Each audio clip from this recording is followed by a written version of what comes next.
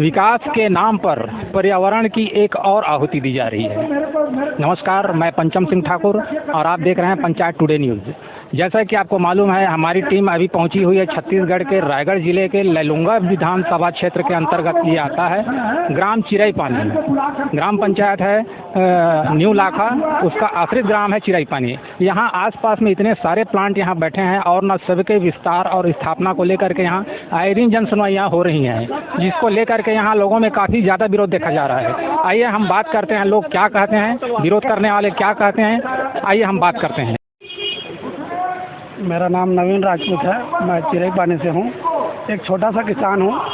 इस प्लांट के पीछे में मेरी 49/1 ज़मीन 5 एकड़ है, जिसमें एक प्राकृतिक तालाब है। उस तालाब के नीचे मेरा ज़मीन है।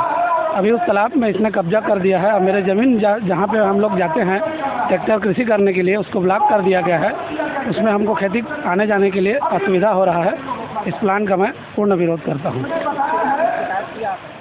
इसमें हमने प्लान प्रबंधक से बोला था, वो बोला मैं रास्ता खोल दिया हूँ, कब से टालते हुए आ रहा है। कल भी हमारी बात हुई थी, उन्होंने बोला हम बस टीना लगा दी हैं, बाद में खोल देंगे, अगर अवैध कब्जा होगा तो तोड़ देंगे, आप करवा लो। जी, मेरा नाम राजेश गुप्ता है और मैं ग्राम पंचायत सरायपाली का निवासी हूँ। लगातार आपके क्षेत्र में जन सुनवाई हो रहा है, इसके विषय में क्या कहेंगे? जन सुनवाइयाँ लगातार हमारे क्षेत्र में हो रही है और कई नई कंपनियां बनने के लिए और कई जो पुरानी कंपनियां हैं उनका विस्तार के लिए लगातार इस क्षेत्र में जन सुनवाई हो रही है। और इस जन सुनवाई के माध्यम से हमारे जो पर्यावरणीय अधिकार हैं और हमारे जो संवैधानिक अधिकार हैं उसका हनन लगातार ये कंपनियां कर रही हैं। और इसका साथ हमारे जो सुरक्षा करने वाले जो IAS हैं, IPS हैं और जो प्रशासनिक अधिकारी हैं, जिनको जिम्मेदारी दी गई थी कि हमारे संवैधानिक अधिकारों की रक्षा करें, वो इसका मदद कर रहे हैं और संवैधानिक अधिकारों का लगातार हनन करते हुए हमारे क्षेत्र को बर्बाद करने के लिए, तबाह करने के लिए जन सुनवाइयों का आयोजन किया जा रहा है। आप जन सुनवाई को समर्थन देने आए हैं कि उनके विरोध में आए हैं? जन सुनवाई हो चाहे कंपनी हो चाहे जो भी हो, जो पर्यावरण को नुकसान करता है, क्षेत्र को बर्बाद करता है, मैं उन सभी चीज़ों का मैं विरोध करता हूं, चाहे वो कंपनी हो, पर्यावरण हो, चाहे कोई आदमी हो। सरकार कहती है कि उद्योगों की स्थापना से विकास होता है, क्या कहेंगे आप?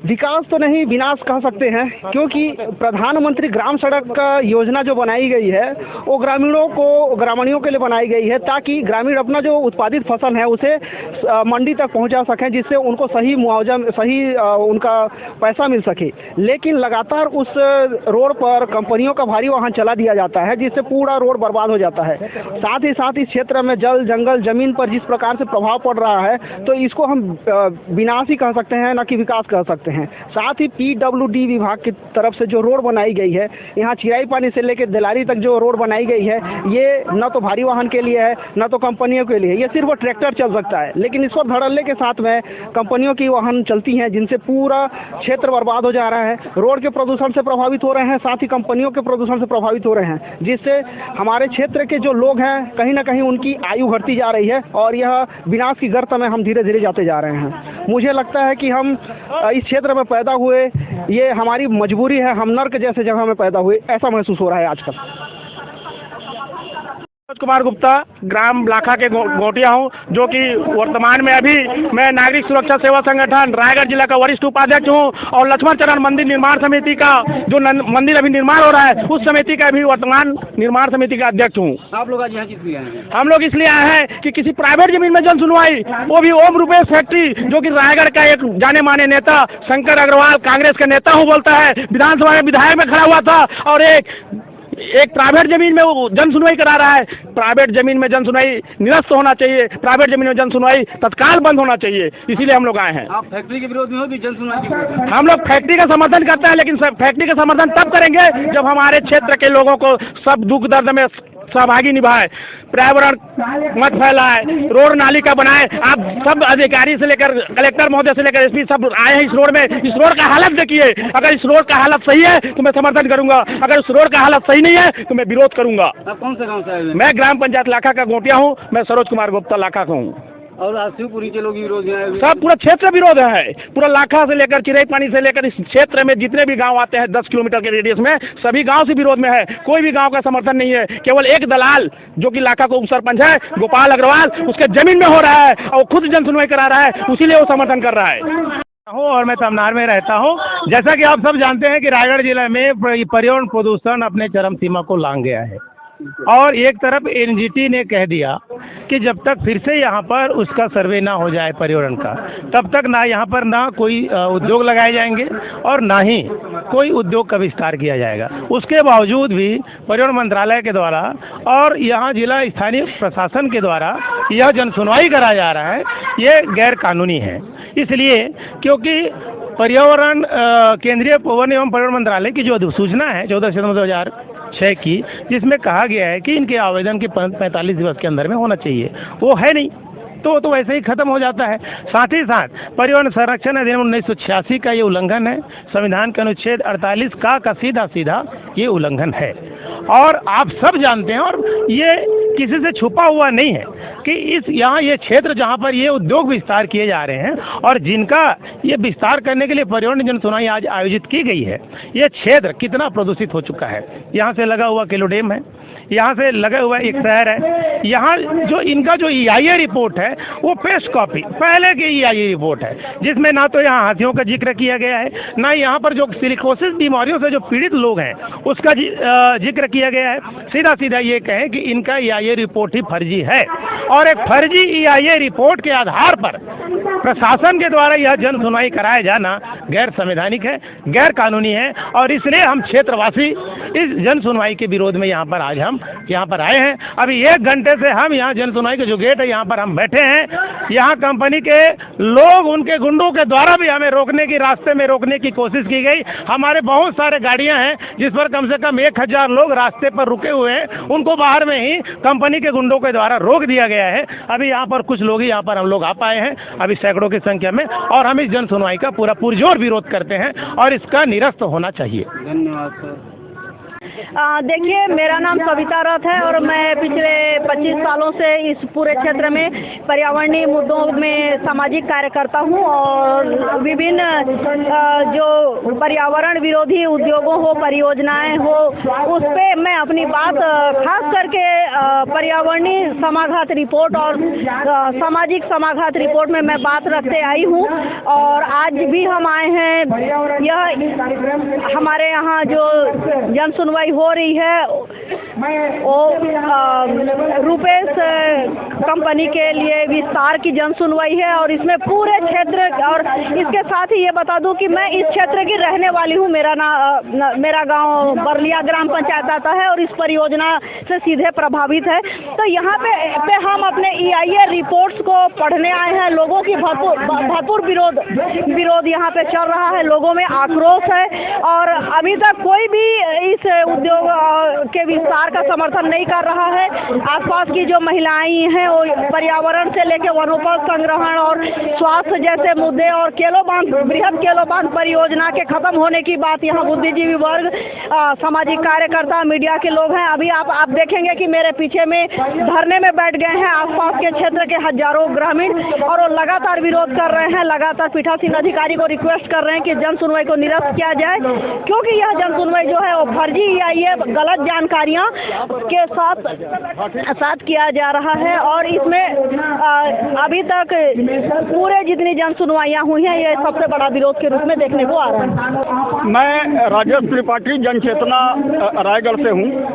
आज यहाँ जो है मेसर से रुपेश स्पंज प्राइवेट लिमिटेड चिरई पानी में एक जन सुनवाई का आयोजन किया जा रहा है, जिसमें यह देखा गया कि जो उनकी EIA बनी है, जो पर्यावरणीय घात बनाया गया है, वो सही मापदंडों के अनुसार वो सही नहीं है। जैसे उन्होंने कहा कि इस क्षेत्र में किसी भी प्रकार का कोई जंगली जानवर नहीं पाया जाता, परंतु अभी 1 हफ्ते पहले यहाँ से करीब 5-6 किलोमीटर दूर गौरमुड़ी करके जमजबरी करके गांव है, जहां हाथियों ने किसानों के खेत में काफ़ी ज़्यादा नुकसान पहुंचाया है। उसी तरीके से इन्होंने कहा कि हमारे प्लांट से 1 किलोमीटर दूर नेशनल हाईवे है, जो कि नेशनल हाईवे यहां से लगभग 15 किलोमीटर दूर जो उड़ीसा और बिहार, ये बिलासपुर के बीच का है, वहाँ आता है। तीसरी बात, जैसे इन्होंने अपनी EIA के अंदर ये कहा कि इस क्षेत्र में जो पर्यावरणीय जो अनुपात है वो काफ़ी कम है। बाकी देखा यह गया कि जो सरकार द्वारा निर्धारित PM10 की मात्रा PM 2.5 की मात्रा होनी चाहिए, उससे लगभग कई गुना ज़्यादा प्रदूषण है, जिसकी वजह से यहाँ टीबी है, दमा है, इस्नोफीलिया है, कैंसर जैसे काफ़ी बीमारियां यहाँ फैल रही हैं। जब यहाँ आया तो एक चीज़ और देखने को मिली कि जिस कंपनी के विस्तार के भी जन सुनवाई हो रही है, उनका पूरा एक ढांचा इंफ्रास्ट्रक्चर का अगर देखेंगे तो सामने खड़ा हो गया, जो कि नियम यह है कि बिना पर्यावरण स्वीकृति के बगैर कोई भी कंपनी पूर्वानिर्माण कार्य नहीं कर सकती। तो ये भी यहाँ देखने को मिला, काफ़ी लोग यहाँ पर्यावरण प्रदूषण को लेके काफ़ी विरोध कर रहे हैं, और जो कंपनी को CSR के तहत यहाँ शिक्षा, स्वास्थ्य, सड़क, बिजली, पानी, रोजगार के लिए काम करना चाहिए था, वो लोगों का कहना है कि कंपनी ने अब तक नहीं किया है। इसलिए काफ़ी लोग जो है पर्यावरणीय मुद्दों को लेते हुए और उसके पड़ने वाले जो यहाँ प्रभाव है, उन सभी मुद्दों को लेकर अपनी बात रख रहे हैं और लोग विरोध कर रहे हैं।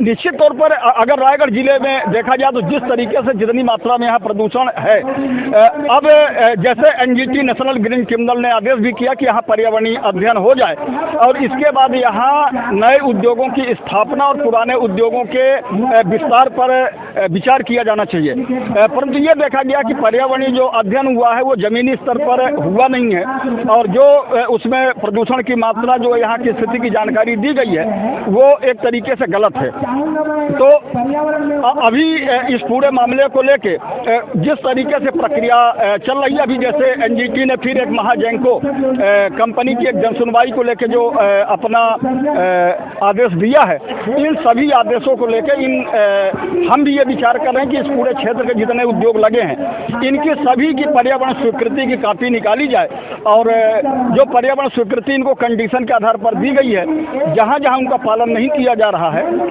उन सभी वायलेशन को लेकर हम NGT में एक नई याचिका लगाएं, जिससे अगर एक बेहतर निर्णय आ जाए तो यहाँ के लोगों को एक बेहतर राहत मिल जाए।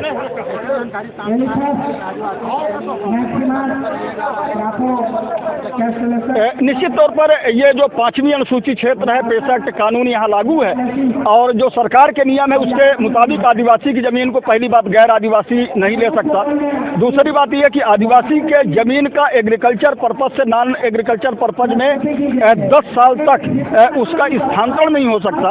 इसके बावजूद भी अगर देखा जाए तो दिन प्रतिदिन यहाँ उद्योग जो है वो स्थापित हो रहे हैं, जिससे कहीं ना कहीं काफ़ी ज़्यादा यहाँ अगर देखा जाए तो यहाँ के काफ़ी आदिवासी और स्थानीय लोग प्रभावित हो रहे हैं। वहीं पेशा के कानून का काफ़ी ज़्यादा यहाँ उल्लंघन हो रहा है।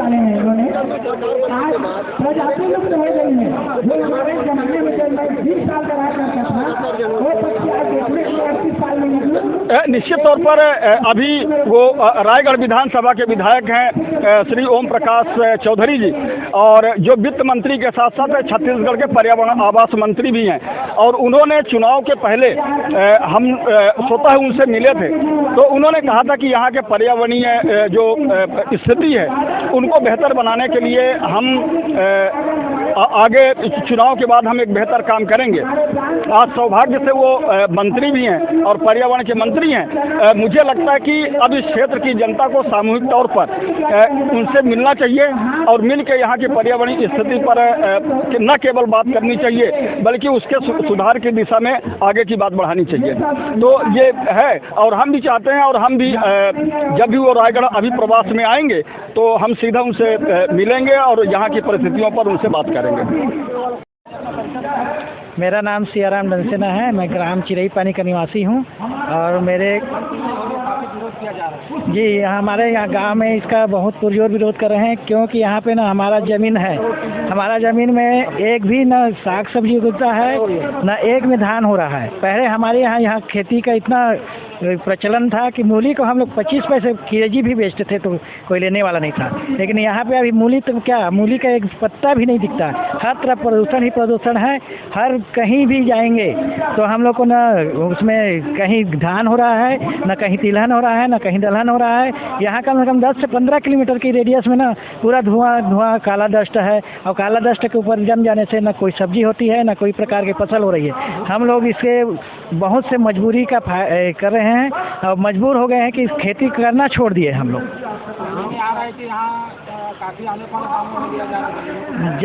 जमीन का हम लोग का रेट कोई मतलब ही नहीं है। जमीन हम लोग को पहले बुलाया जाता है कि जमीन को आपको 2 लाख रुपए देंगे, 3 लाख रुपए देंगे, फिर उसके बाद में हम लोग को बोलता है कि आपका जमीन कोई काम का नहीं है, हम लोग जमीन इसको सही नहीं है, ये जंगल जमीन है, इसलिए हम लोग इसको अपने पौने दाम में बेचने के मजबूर रहते हैं। हमारे यहाँ क्योंकि उसमें फसल नहीं हो रहा है, इसलिए हम लोग को मजबूरी में हम लोग अपना जीवन यापन करने के लिए अपना जमीन को देने के तैयार हैं।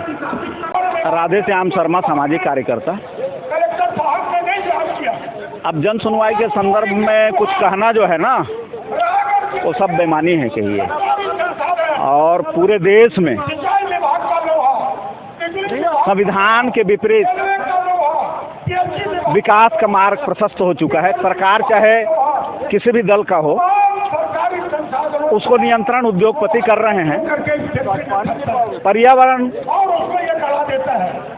के संतुलन के लिए जो नियम कानून बने हुए हैं, उसमें आज जो भी केंद्र में और राज्य में मंत्री होते हैं, वो रोज खड़े होकर के उस कानून पे पेशाब करते हैं, संविधान पे पेशाब करते हैं। ऐसी स्थिति में खाली जनता का या मनुष्य का जीवन संकट में है ऐसा नहीं है। पूरे जीव जंतु वनस्पति सबका जीवन संकट में है। और इसके बचने के लिए सिर्फ एक उपाय है। छत्तीसगढ़ हो या देश हो, जहां अंधाधुंध औद्योगिकरण हो रहा है, वहां जनता को जान देना पड़ेगा, लड़ना पड़ेगा। ऐसे तो रोज जान जा रहा है, सड़क पे मर रहे हैं, प्रदूषण में लाखों आदमी प्रभावित हैं, वो लोग मर रहे हैं। तो अगर बचना हम लोग चाहते हैं तो हमको हाथ में लट्ठी लेकर के लड़ना पड़ेगा, शासन के खिलाफ जंग छेड़ना पड़ेगा।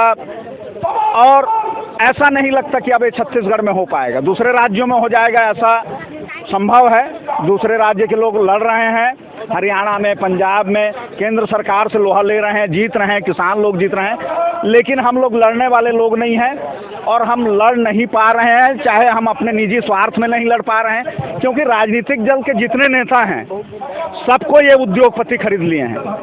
प्रशासन में ऐसा कोई अमला नहीं है जो बिका हुआ नहीं है। यहाँ तक गुंडे, बदमाश, मवाली हैं, उनको भी बंधा बंधाया उनका पैकेज मिल जाता है।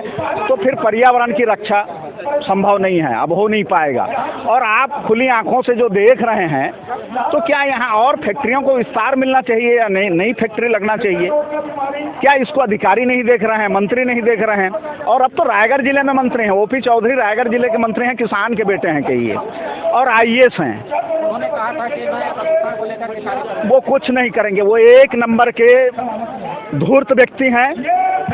और वो 5 साल तक विपक्ष में रहे, वो कभी कुछ नहीं बोले, एक शब्द नहीं बोले, किसानों के हित में, जनता के हित में नहीं बोले। तो वो ओपी चौधरी जैसा बुज़दिल आदमी, कायर आदमी, वो विरोध कर ही नहीं सकता। वो सभी विधायक की वो स्थिति है। कांग्रेस, बीजेपी जो भी विधायक हैं, सब उद्योगपति बांध के रखे हैं, वो आवाज नहीं निकाल सकते। अब जनता सिर्फ सशस्त्र क्रांति करेगी तभी उसका जीवन बचेगा, और कोई दूसरा मार्ग नहीं है। या ये जो जनता जो बोल रहे हैं कि विरोध करने आए हैं, ये खदेड़ दें, यहाँ ये जो जन सुनवाई हो रहा है उसको बंद करवा दें, तब सफलता है। ऐसे सफलता नहीं मिलेगा, लाठी डंडा खाना पड़ेगा, जेल जाना पड़ेगा। अगर जो साथी बोल रहे हैं कि हम विरोध करने आए हैं, तो हम अभी जेल जाएंगे यहाँ से, ये निर्णय लेकर के लड़ाई लड़ेंगे, तब लड़ाई जीती जा सकती है। ऐसा में नहीं रुकेगा कहिए। यही मेरा संदेश है। भारत गर्त में गया, और मेरे को तो लगता है कि अब लोगों को विश्वास हो गया है कि रामचंद्र जी का जन्म मोदी के रूप में हो गया है। अब हम सब स्वर्ग पहुंचेंगे कहिए। जय हिंद, जय भारत।